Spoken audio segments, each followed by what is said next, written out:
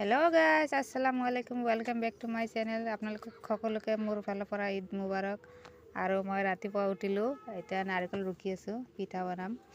মোৰ নাৰিকল ৰুকা হৈ গ'ল।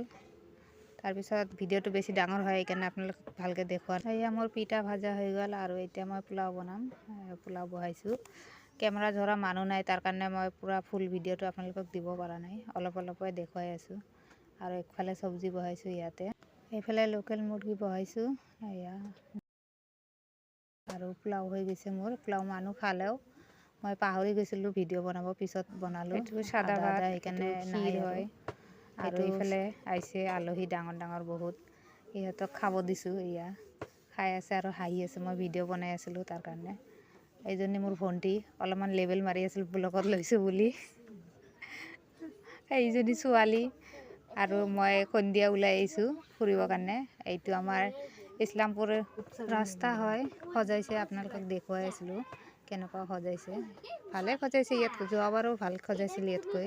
ভিতৰখিনি আৰু বেছি ভাল সজাইছে, কিন্তু মই নগ'লোঁ কাৰণ মই ৰিস্কত আছিলোঁ। আৰু আহি পালোঁ এতিয়া তিনিআলি, এইখিনি তিনিআলি হয়। তিনিআলি সজাইছে, সজোৱাটো বহুত ভাল লাগিছে, তাকে মই ভাবিলোঁ অলপ ভিডিঅ' বনাই আপোনালোককো দেখাই দিওঁ।